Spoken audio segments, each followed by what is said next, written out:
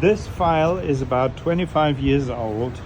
And what does that have to do with what I'm doing this weekend? I'm working again for the next couple hours. I'll be in my favorite home offices out of home, a nice hotel that I have been using for about 20 years now. It's in Lower Saxony, and this is the spot where I will spend the next couple of hours. I was told this is called the hook, but seriously, I promised that I would take you as close and as live as possible, so I'm going to show you something.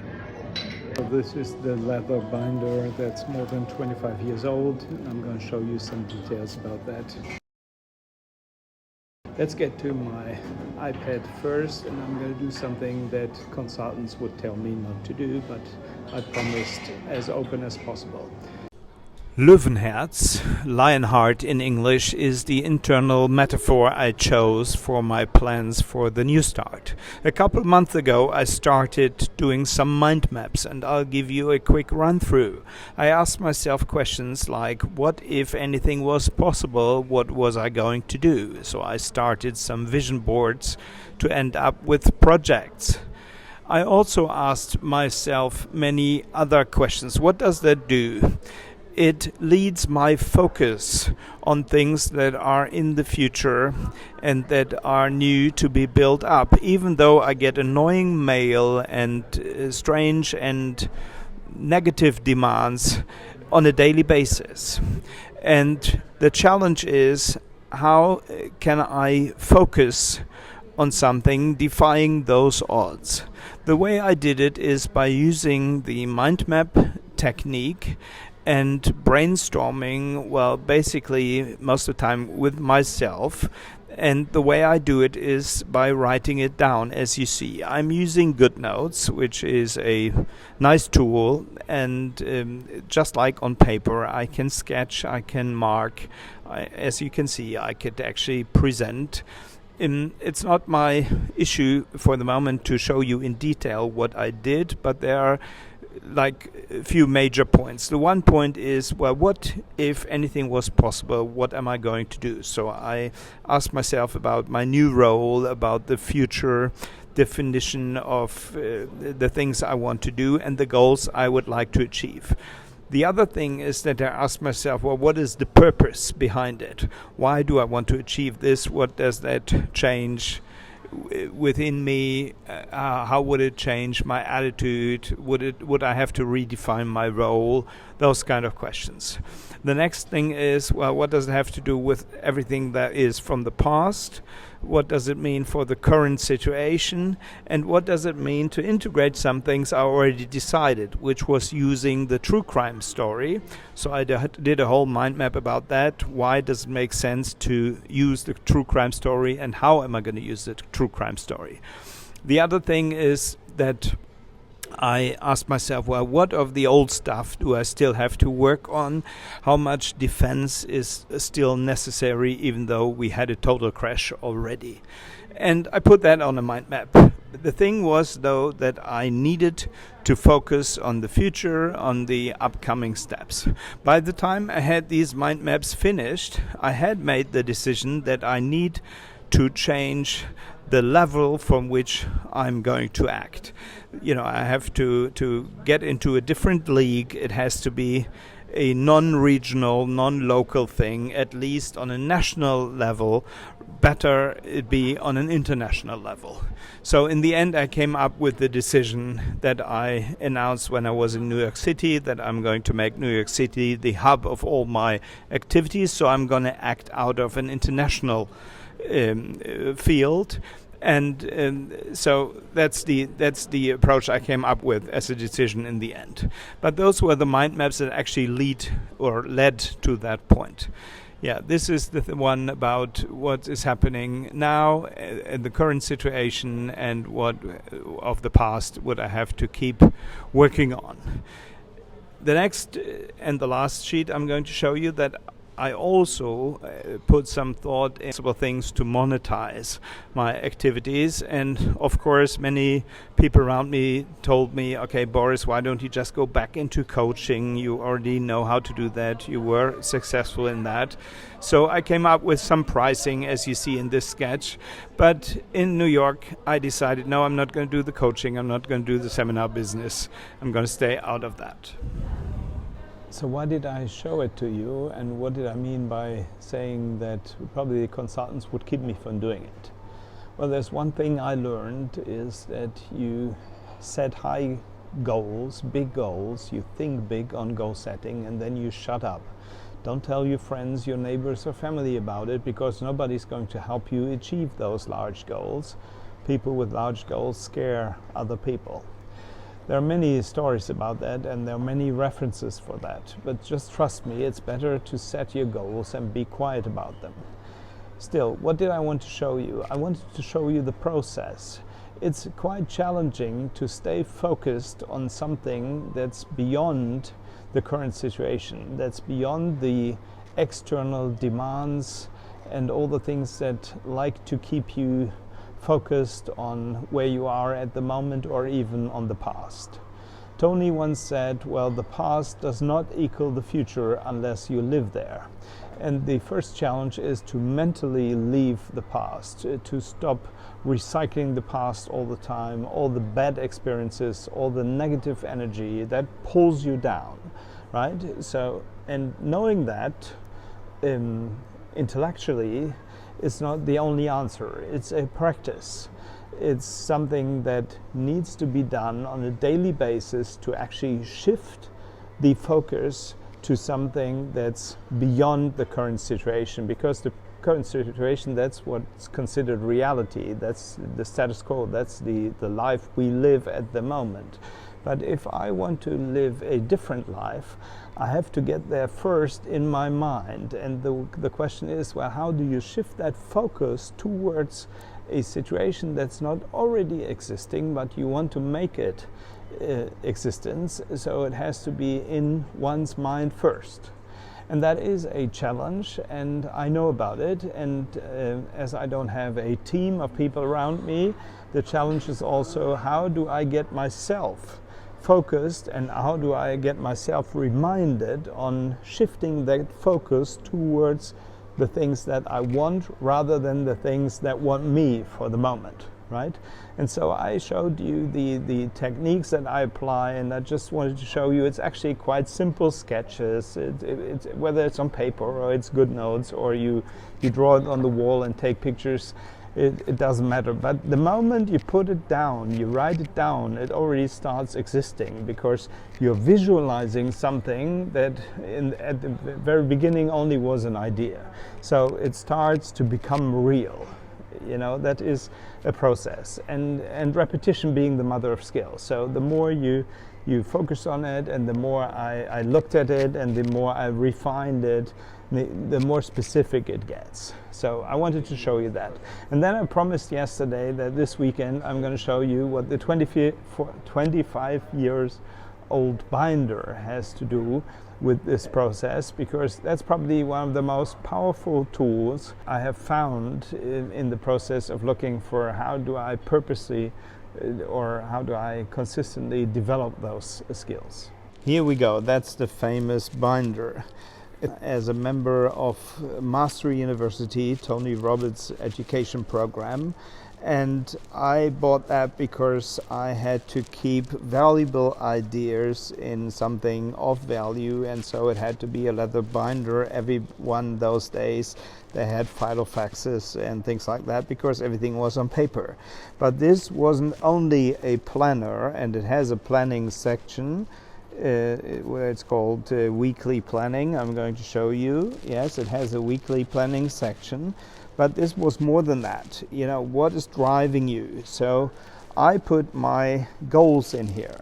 You know, I'm not going to show them to you, but my top 12 goals for 1 year, that was in 2008. The roles I had defined for myself in which I set those goals, all that was in here. Back then, you see, we already had the academy, That was 2008. So this has been cleaned, but there are a few things I would like to show you. It's all this has been cleaned, but look at this. Right, so it's about the inspiration and about personalizing your inspiration. It's in your moments of decision that your destiny is shaped. Well, that's one of Tony's most famous quotes, and it's ever so true, I think. What is your driving force? He taught us a principle that is called the hour of power. It's connecting with your driving force every time you plan, like on a yearly basis or a 90-day basis or weekly basis. He had a system which he called an OPA plan. That was his system back then: outcome, purpose, action. Right? And then, it's a cycle. The hour of power, he called it. So you would create something that you defined over time, and then you would write it down for yourself. And I wrote down, I'm a leader, an inspirator, an example for love and contribution. I'm a force for good. That is my vision, my driving force for my life. I wrote down the purpose, why I want it. I wrote down some goals for 1 year. That was 2001. The goal was to run a marathon. I wrote that down the 28th of December 2000. I ran a marathon by the end of September 2001 in Berlin. So that's how I did it. I later taught this wheel of life that I learned, so I defined my categories, my roles in different areas of life, my career as well as family, my emotional life as well as finances, my relationships as well as my spirituality, the learning, the physiology, and then the key categories in those areas. Right? So there are a lot of tools, as in practical sheets of paper. Tony taught a model, the vision for success, and it starts with the ultimate vision. Everything in your life leads to that ultimate vision. What's your ultimate purpose? Purpose being more important than the goals. In which role are you living your life?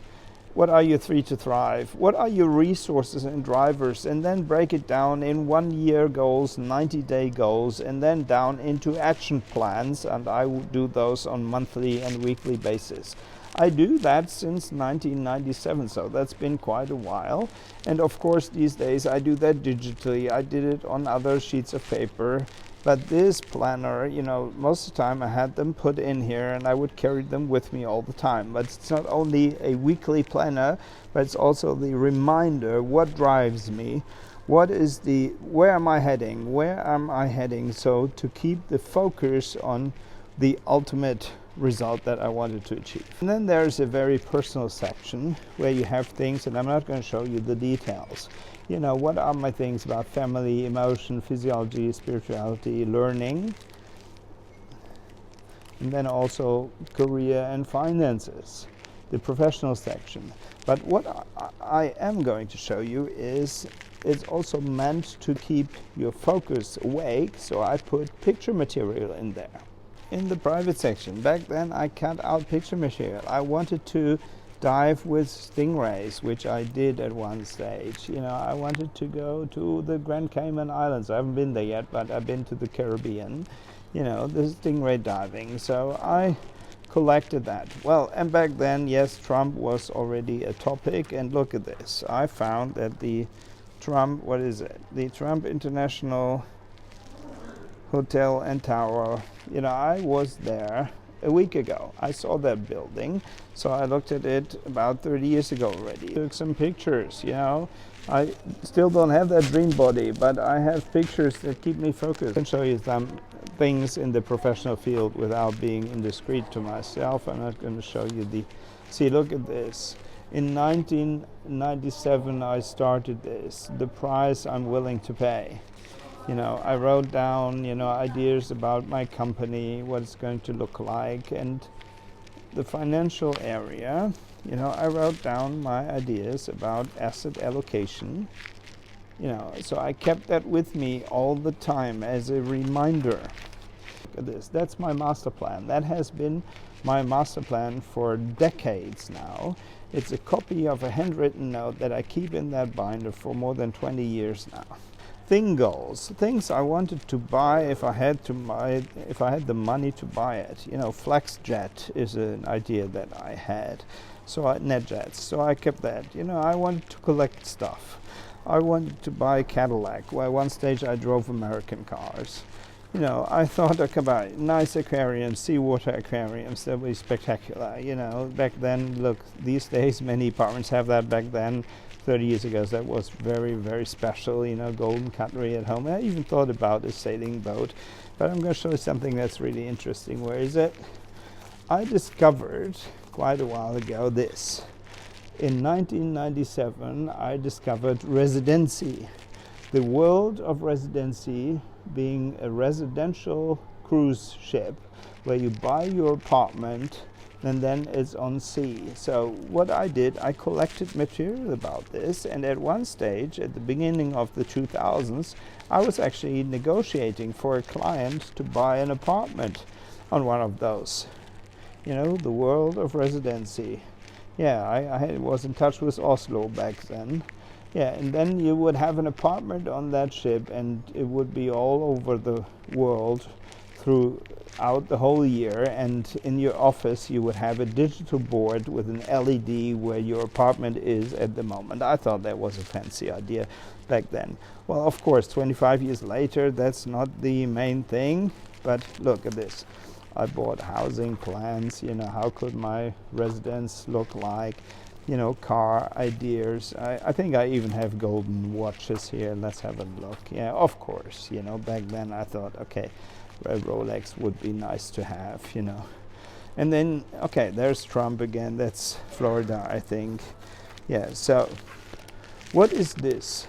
This is a physical tool that helps me keep reminded of what is important. And look, I keep this card as an anchor, a card that I bought in a bookstore about 30 years ago in America. It says, if you can imagine it, you can achieve it. If you can dream it, you can become it. I think this quote, and it's related to Walt Disney, is ever so important.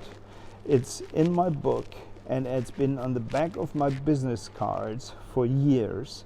And I think I'm going to have new business cards made for my future project now, and I'm going to put the same quote on the back of the card, because I truly believe that's true.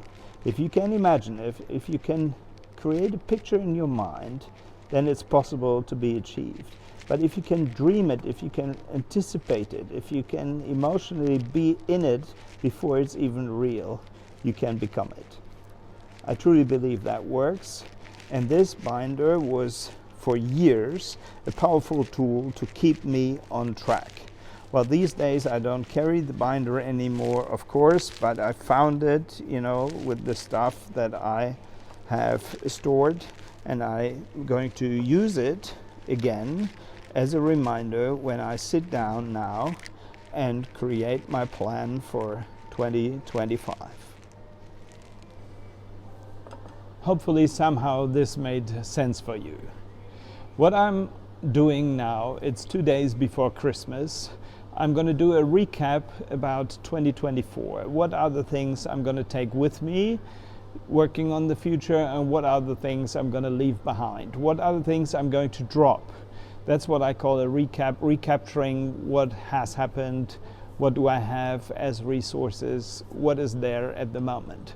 And then I'm going to focus on where do I want to go? So I told you earlier it's going to be a 10-year frame. My thinking is in a 10-year frame. So I'm setting goals for 10 years, which is 2035.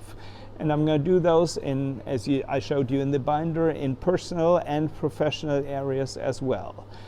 I think in the as well as, it's not either or, it's not a work-life balance, it's as well as. I work and I live. It's kind of like blended.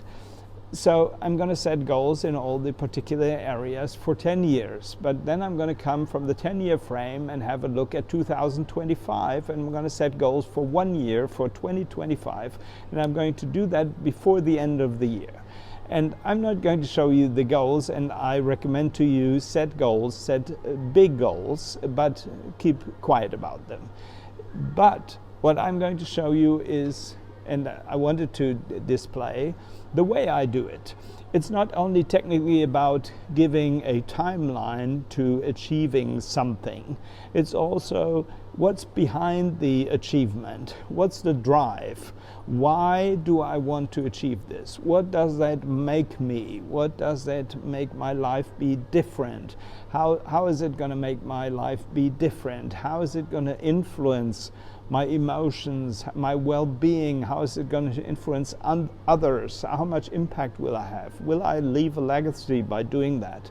Those are questions I ask myself, and those questions aren't new, so I'm going to refer back to the things I noted 25 years ago, 20 years ago, 15 years ago, 10 years ago, and the major drive has not changed.